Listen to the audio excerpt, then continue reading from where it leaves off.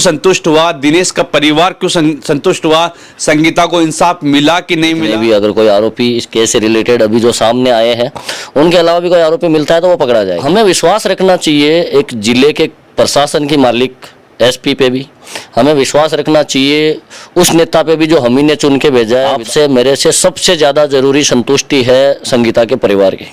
अभी तो हमने 2 कदम चले, हमारे पास 98 कदम बाकी पड़े। कल से वापस अब संगीता जो इस दुनिया के अंदर नहीं है उसके ऊपर ट्रोल किया जा रहा है, उसके ऊपर अंजाम लगाए जा रहे हैं कि वो गलत थी, कुछ इस टाइप का सोशल मीडिया पर लगातार चल रहा है। मर चुकी बहन की आत्मा को बदनाम किया जा रहा है। राष्ट्रीय महिला आयोग तक मामला पहुंचा हुआ है, वो भी कर सकते हैं। महिला आयोग की लीगल टीम इंडिया के बेस्ट लॉयर्स हैंडल करते हैं। दिनेश को सरेंडर होते हुए, झुकते हुए देखा है, कहीं से दबाव में आया हो, प्रेशर में आया हो सकता है वो कहीं से डराया गया हो। आज दिनेश को पूरे समाज को जवाब देना है। सोशल मीडिया पे 20,000 पोस्टें हुई है, उनको देना है। प्रेमिका थी और उसको पत्नी से छुटकारा पाना था, तो उसके लिए तो अगर संगीता का कैरेक्टर खराब था तो सबसे गोल्डन चांस था। बिल्कुल, तो वो आराम से उसके प्रूफ कलेक्ट करके समाज में रखता, तलाक दे के फ्री हो जाता, न एलिमनी देनी पड़ती, न कोई गुजारा भत्ता देना पड़ता, न उसके खिलाफ कोई जाता। बहन की कोई गलती उसको पता थी तो वो समाज में लड़ने ही नहीं आता, उसी दिन मामला सेटल कर देता। दिनेश ने गलती की है, क्राइम नहीं किया। दिनेश से वहां से चला गया और जनता लगातार बोल रही कि दिनेश गद्दार भाई है, दिनेश ने बहन की हत्या कर दी, पहले सुभाष ने हत्या की, फिर दिनेश ने हत्या कर दी। क्या मजबूरी रही होगी दिनेश ने ये काम? तार लोग कमेंट कर रहे हैं कि दिनेश कहाँ गया, दिनेश कहाँ है? मेरे हिसाब से दिनेश ने अपने विवेक से कोई फैसला नहीं लिया। दिनेश को फैसला थोपा गया। कहीं से भी किसी का बाल बराबर भी इन्वॉल्वमेंट होगा तो ये केस राष्ट्रीय महिला आयोग में दर्ज है, तो उसके बाद में न्याय नहीं हो ये मैं नहीं मानता। नमस्कार, आप देख रहे हो सच का सामना राजस्थान। संगीता हत्याकांड हुआ था 20 तारीख को और 21 तारीख को संगीता को दाह संस्कार कर दिया गया था। उसके बाद में 26 तारीख को चितावा थाने के सामने धरना लगा था। वो धरना समाप्त स्थगित हुआ था। स्थगित होने के बाद में फिर 8, 9 और 10 3 दिन धरना लगा था और वो 10 तारीख की रात को मंत्री महोदय और एसपी महोदय वहां पर आए थे और वहां पर जो संगीता का भाई है दिनेश, उन सब के बात हुई कि बात होने के बाद में वो कैसे संतुष्ट किया गया, कैसे वो दिनेश को क्या बात हुई क्या बात नहीं अभी किसी को मालूम नहीं है। उसी को लेकर के धरना समाप्त क्यों हुआ, किस कारण से हुआ, दिनेश क्यों संतुष्ट हुआ, दिनेश का परिवार क्यों संतुष्ट हुआ, संगीता को इंसाफ मिला कि नहीं मिला या संगीता को इंसाफ मिलेगा कि नहीं मिलेगा, संपूर्ण जानकारी हम खोजने की कोशिश कर रहे हैं कि धरना समाप्त होने का मेन कारण क्या रहा, कि संगीता को इंसाफ मिल गया या मिलने वाला है या कब मिलेगा। कई सवाल हैं और लगातार सोशल मीडिया पर पहले सुभाष को लोग ट्रोल कर रहे थे, सुभाष को लगातार गालियां निकाल रहे थे। उसके बाद में संगीता के भाई है उसको जब ये धरना समाप्त किया गया तो संगीता के भाई को लगातार 2-3 दिन से लगातार ट्रोल किया जा रहा है। कहा जा रहा है कि उन्होंने ऐसा कर दिया, जाट समाज को नीचा दिखा दिया। जो वहां पर धरना में लोग आए थे धरना प्रदर्शन के अंदर, उन सब की सुनी नहीं, उसने अपनी चलाई। कई कारण हो सकते हैं। उन्होंने संपूर्ण जानकारी लेने के लिए आज हम पहुंचे हैं कुचामन और कुचामन के अंदर हमारे साथ जो मौजूद है वो है रफ्तार जी और रफ्तार संगीता के मौसी के भाई लगते हैं। तो उनसे हम बात करेंगे कि संगीता हत्याकांड हुआ 20 के बाद में 21 को सारा काम हो गया, उसके बाद 26 को धरना लगा था, फिर 8, 9, 10 को धरना लगा और 10 को दिनेश के द्वारा धरना समाप्त किया गया। एसपी महोदय आई और जो मंत्री महोदय उनकी बात को सहमति करके दिनेश ने धरना समाप्त की घोषणा कर दी और वहां से दिनेश गायब हो गया। उसके बाद में अभी तक हमें भी नहीं मिला, हम भी लगातार कोशिश कर रहे हैं मगर दिनेश हमें मिला नहीं, दिनेश का फोन बंद आ रहा है। अब हमारे साथ मौजूद है रफ्तार जी जो संगीता के मौसी के लड़के हैं। तो लगातार संगीता हत्याकांड हुआ, अभी तक लोगों को असमंजस है। पहले जो सुभाष है उसको गालियां निकाल रहे थे, धरना समाप्त किया गया 10 तारीख की रात को दिनेश ने और वहां से लगातार गायब है, अभी तक मिला नहीं हमें भी। और हमें मिले हैं रफ्तार जी से पूछेंगे कि ये धरना समाप्त क्यों हुआ, संगीता को इंसाफ मिल गया या मिलने वाला है या कब मिलेगा। कई सवाल है और लगातार जनता सोशल मीडिया पर ट्रोल कर रही है। दिनेश को संपूर्ण जानकारी लेंगे। हम लगातार दिनेश से संपर्क कर रहे थे, दिनेश जी हमें मिले नहीं, उनका फोन बंद आ रहा है और ये धरना समाप्त किया गया। अब आगे क्या रहेगा कि संगीता को इंसाफ मिल गया है या मिलने वाला है या कब मिलेगा? देखो सर, ये बात तो अपन बोल नहीं सकते कि संगीता को इंसाफ नहीं मिलेगा या नहीं मिलने वाला है, क्योंकि धरना समाप्त होना ये नहीं है कि उसको इंसाफ नहीं मिलेगा। इंसाफ की लड़ाई कोई बंद थोड़ी हुई है, धरना तो समाप्त हुआ है।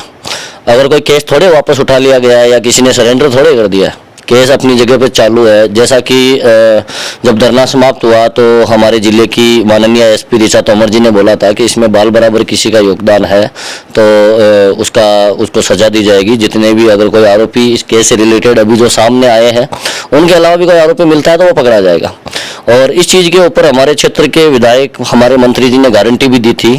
तो हमें विश्वास रखना चाहिए एक जिले के प्रशासन की मालिक एसपी पे भी, हमें विश्वास रखना चाहिए उस नेता पे भी जो हम ही ने चुन के भेजा है, विधानसभा में हमारे प्रतिनिधित्व करते हैं, हम ही ने चुना तो हमें विश्वास भी कहीं ना कहीं होना चाहिए। दूसरा, धरना समाप्त हो गया तो धरना तो पहले भी एक बार समाप्त हुआ था, तो ये जरूरी नहीं है कि एक बार समाप्त हो जाए वापस कभी नहीं लगेगा। अगर इस केस में कुछ उल्टा पुल्टा होता है, अगर उसको न्याय नहीं मिलता है हमारी बहन को, तो जरूरी नहीं है कि मतलब एक बार धरना समाप्त हो गया तो हम नहीं लड़ेंगे या एक फाइल ही बंद हो जाएगी। प्रशासन अपना काम कर रहा है, प्रशासन काम करेगा। अभी तो ये एसपी लेवल तक मामला पहुंचा है। अगर सही कुछ तथ्य हाथ में नहीं आते हैं, अगर जांच नहीं होती है, कहीं ना कहीं परिवार असंतुष्ट होता है। आपसे मेरे से सबसे ज़्यादा जरूरी संतुष्टि है संगीता के परिवार की। वो अगर इस जांच से संतुष्ट नहीं होते हैं तो वो अगर ऊपर जाते हैं तो अभी तक तो इंडियन सुप्रीम कोर्ट तक सारे रास्ते बाकी पड़े। अभी तो हमने 2 कदम चले, हमारे पास 98 कदम बाकी पड़े। और धरना समाप्त हो गया है तो इसका मतलब ये भी नहीं है कि लोग दिनेश को ट्रोल करना चालू कर दे या किसी और को ट्रोल करना चालू कर दे। धरना समाप्त हुआ है तो उसका कोई ना कोई कारण रहा होगा, किसी कारण से वो धरना समाप्त होगा तो वो सारी चीज़ें क्लियर होगी, लेकिन समय के अनुसार सारी चीज़ें क्लियर होगी। पहले सुभाष को ट्रोल किया गया था कि सुभाष ने संगीता को मार दिया, उसकी वजह से लगातार फोटो वायरल हुई, परिमेय के साथ फोटो वायरल हुई। उसके बाद में दिनेश को ट्रोल किया गया, मगर कल से वापस अब संगीता जो इस दुनिया के अंदर नहीं है उसके ऊपर ट्रोल किया जा रहा है, उसके ऊपर अंजाम लगाए जा रहे हैं कि वो गलत थी। कुछ इस टाइप का सोशल मीडिया पर लगातार चल रहा है, फिर दिनेश को भी और संगीता को भी। सर यही सबसे बड़ा दुख है और इसी दुख के कारण की वजह से मैं आपके सामने ये आपका इंटरव्यू दे रहा हूँ, वरना तो मैं इस स्थिति में नहीं था कि मैं कैमरे के सामने आके बैठ सकूं, क्योंकि मुझे भी कहीं ना कहीं बहुत मानसिक चोट पहुंची हुई है। मेरी भी बहन थी, हमारे परिवार का सदस्य था, हमने खो दिया, फिर हमने हक के लिए लड़ाई लड़ी। चलो कहीं पे हमने कुछ पाया, कहीं पे हमने कुछ नहीं पाया, लेकिन अब सोशल मीडिया पे जो हो रहा है, देखो सोशल मीडिया ऐसा है, मैंने पहले भी आपको एक इंटरव्यू दिया था, उसमें बोला था सोशल मीडिया ऐसी पावर है, उसका दुरुपयोग करो तो इतना है कि उसकी कोई सीमा नहीं है। जैसे कि अभी हो रहा है जी। एक मर चुकी बहन की आत्मा को बदनाम किया जा रहा है। सोशल मीडिया का सदुपयोग इतना है कि आप अगर करो तो आप किसी की जिंदगी बचा सकते हो, किसी का करियर बचा सकते हो और आप पूरे समाज को बचा सकते हो। जैसे मान लो उस टाइम तथ्य क्या है, कौन गलत है, वो तो कानून तय करेगा, जांच तय करेगी, पुलिस प्रशासन कर रहा है, एसपी करेगी, सीबीआई सीआईडी भी कर सकती है, एसओजी भी कर सकती है, राष्ट्रीय महिला आयोग तक मामला पहुंचा हुआ है, वो भी कर सकते हैं। महिला आयोग की लीगल टीम इंडिया के बेस्ट लॉयर्स हैंडल करते हैं। तो आप और मैं वो डिसाइड नहीं कर सकते कौन अपराधी है, कौन गलत है, कौन सही है।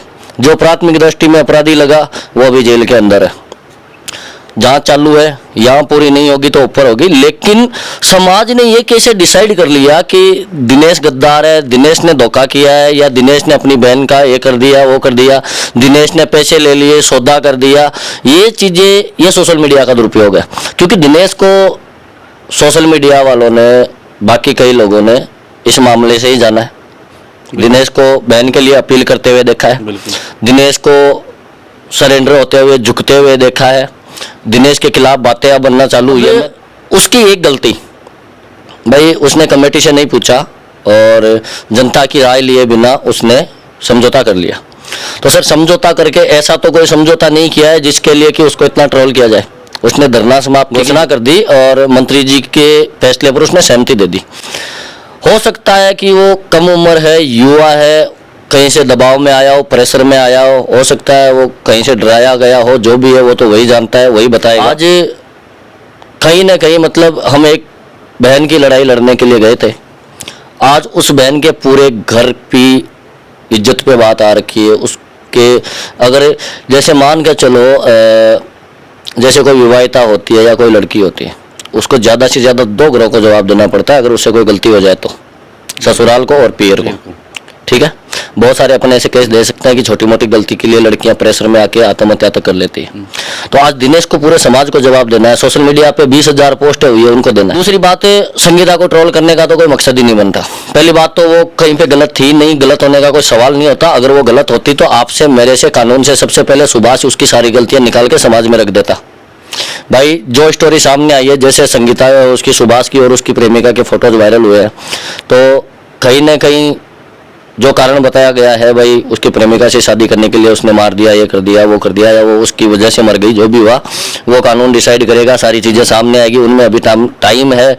आप और मैं यहाँ पे तय नहीं कर सकते, किसी पे आरोप नहीं लगाना चाहिए, मैं लगा भी नहीं सकते। लेकिन कुछ भी है, अगर उसका प्रेमिका थी और उसको पत्नी से छुटकारा पाना था, तो उसके लिए तो अगर संगीता का कैरेक्टर खराब था तो सबसे गोल्डन चांस था। बिल्कुल। तो वो आराम से उसके प्रूफ कलेक्ट करके समाज में रखता, तलाक दे के फ्री हो जाता, न एलिमनी देनी पड़ती, न कोई गुजारा भत्ता देना पड़ता, न उसके खिलाफ कोई जाता। ऐसा होता तो वो सबसे पहले कर लेता, यहाँ तक बात ही नहीं पहुँचती। ऐसा नहीं हुआ क्योंकि उसका करेक्टर सही था, कोई चीज़ नहीं थी। उसके बाद में ये केस हो गया सुभाष की और उसकी प्रेमिका की। वो जो फोटो वायरल हुई, कुछ थोड़ी बहुत खराब भी थी, कुछ नॉर्मल थी, जो भी था, कहानी सारी सामने आई। तो अगर उस टाइम सुभाष की हुई, अगर ऐसा कहीं ना कहीं कुछ होता तो संगीता की भी वो वायरल कर सकता था, अगर ऐसा कोई तथ्य होता तो।